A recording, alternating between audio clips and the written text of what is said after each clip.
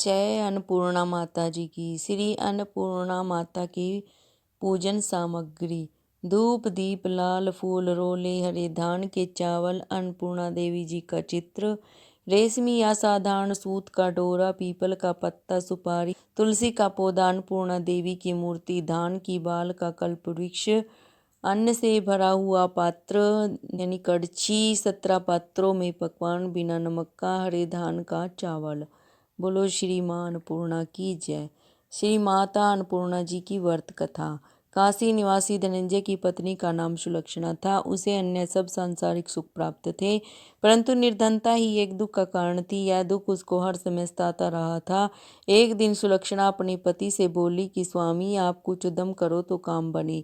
इस प्रकार कब तक काम चलेगा? सुलक्षणा की बात धनंजय के मन में बैठ गई और उसी दिन विश्वनाथ शंकर को खुश करने को पूजा में बैठ गया। कहने लगा कि हे देवादिदेव विश्वेश्वर, मुझे पूजा पाठ कुछ आता नहीं है, केवल तुम्हारे भरोसे बैठा हूँ।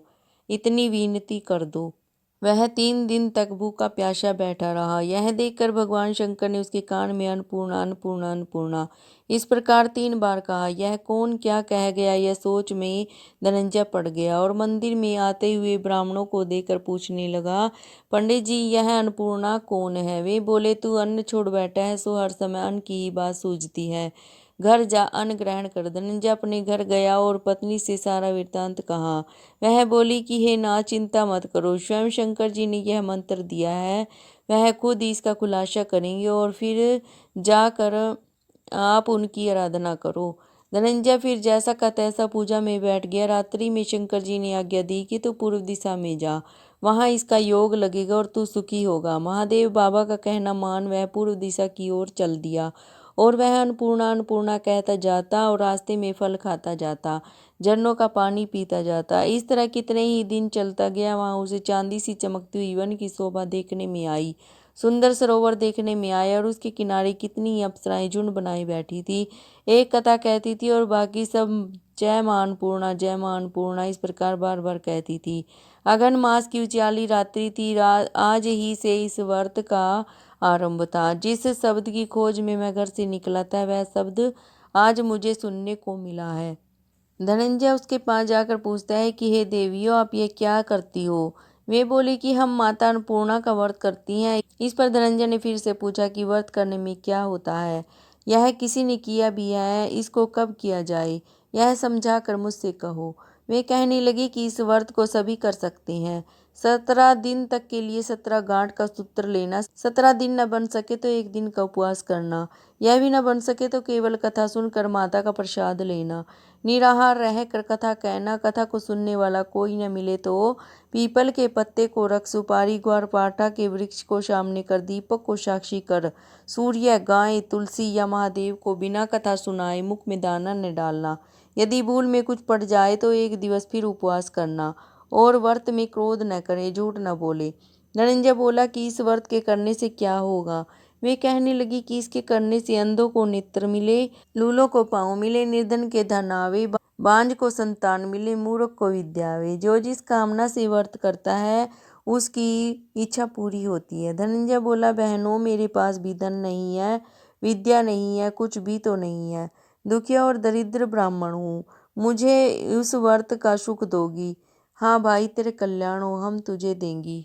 ले, इस व्रत का मंगलसूत्र ले। धनंजय ने व्रत किया और पूरा हुआ। तभी सरोवर में से किसखंड की स्वर्ण सीढ़ी हीरा मोती जड़ी हुई प्रकट हुई। धनंजय जय अन्नपूर्णा जय अन्नपूर्णा जय अन्नपूर्णा कहता जाता था। इस प्रकार कितनी सीढ़ियां उतर आया तो क्या देखता है कि करोड़ों सूर्य के समान प्रकाशमान अन्नपूर्णा जी का मंदिर है। उसके स्वर्ण सिंहासन पर मां अन्नपूर्णा विराजमान है। सामने भिक्षा हेतु भगवान शंकर खड़े हैं। देवांगनाएं चंवर डुलाती हैं, कितनी ही हथियार बांधे पहरा देती हैं। धनंजय दौड़कर माता के चरणों में गिर पड़ा। माता उसके मन का क्लेश जान गई। धनंजय कहने लगा, माता, आप तो अंतर्यामी हो, आपको अपनी दशा क्या बताऊं? माता बोली, तूने मेरा व्रत किया है, जा, तेरा संसार सत्कार करेगा। माता ने धनंजय की जीवा पर बीज मंत्र लिख दिया। अब तो उसके रोम रोम में विद्या प्रविष्ट हो गई।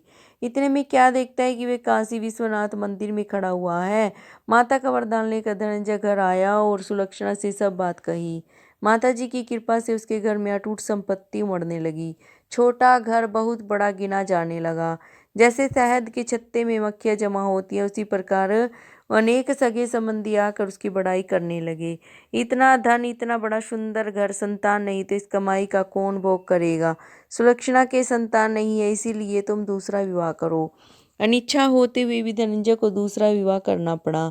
सती सुलक्षणा को शोथ का दुख उठाना पड़ा।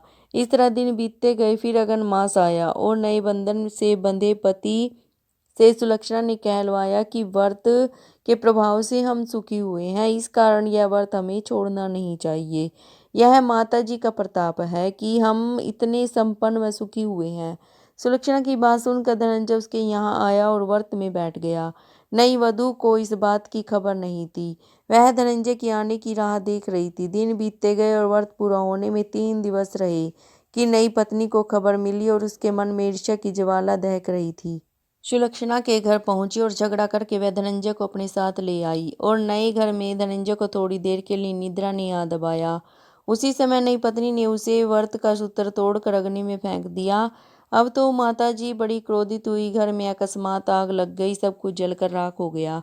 सुलक्षणा जान गई कि पति को फिर अपने घर ले आई। नई पत्नी रूठ कर पिता के घर जा बैठी। संसार में 2 जीव थे, एक ही रह गया। पति को परमेश्वर मानने वाली सुलक्षणा बोली कि हे नाथ, घबराना नहीं। माता जी की कला अलौकिक है। पुत्र कुपुत्र हो जाता है पर माता कुमाता नहीं होती। आप माता में श्रद्धा रखें, फिर आराधना शुरू करो, वे अवश्य हमारा कल्याण करेंगी।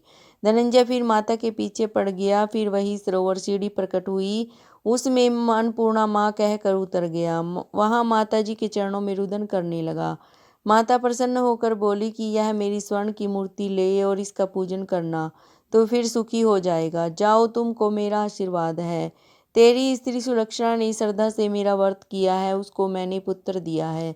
धनंजय ने आंखें खोली और खुद को काशी विश्वनाथ जी के मंदिर में खड़ा पाया।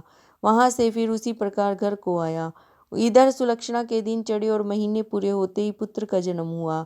ग्राम में आश्चर्य की लहर दौड़ गई, मान्यता आने लगी। इसी प्रकार उस ग्राम में निसंतान सेठ के पुत्र होने से उसने माता अन्नपूर्णा का सुंदर मंदिर बनवाया, जिसमें धूमधाम से माता जी पधारी। यज्ञ किया और धनंजय को मंदिर का आचार्य पद दिया और जीविका के लिए मंदिर की दक्षिणा और रहने के लिए बड़ा सुंदर भवन बनवा दिया। धनंजय भी स्त्री पुत्र सहित वहां रहने लगा। माता जी की चढ़ोतरी से भरपूर आमंत्रित होने लगी। इधर नई वधू के पिता के घर में डाका पड़ा, सब कुछ लूट गया। वे भिक्षा मांग कर पेट भरने लगे। सुलक्षणा ने जब यह सुना तो उन्हें बुला भेजा, अलग घर में रख दिया, उनके अन्न वस्त्र का प्रबंध कर दिया। धनंजय, सुलक्षणा और उसका पुत्र माता जी की कृपा से आनंद करने लगे। माता जी ने जैसे इनके भंडार भरे वैसे सबके भरे। जाकी जैसी भावना ताकू वैसी सिद्धि होए। हंसा मोती चुगत है, मुर्दा चौगत गिद्ध। सत्य भावना देव में सकल सिद्धि का मूल। बिना भाव भटक्यो फिरे, खोवे समय फिजूल। मेरे प्यारे भक्तों, ये माता अन्नपूर्णा जी की कथा समाप्त हुई। माँ अन्नपूर्णा के व्रत अश्विन मास की कृष्ण पक्ष की पंचमी से शुरू होते हैं और ये व्रत 21 दिन या 17 दिन के लिए होते हैं। अगर किसी से व्रत नहीं होता तो इसमें कहानी सुनकर भी भोजन किया जा सकता है। तो मेरे प्यारे भक्तों, यह व्रत अवश्य करने चाहिए। माता अन्नपूर्णा अनधन के भंडार भरती है। जय माँ अन्नपूर्णा, जय माँ अन्नपूर्णा।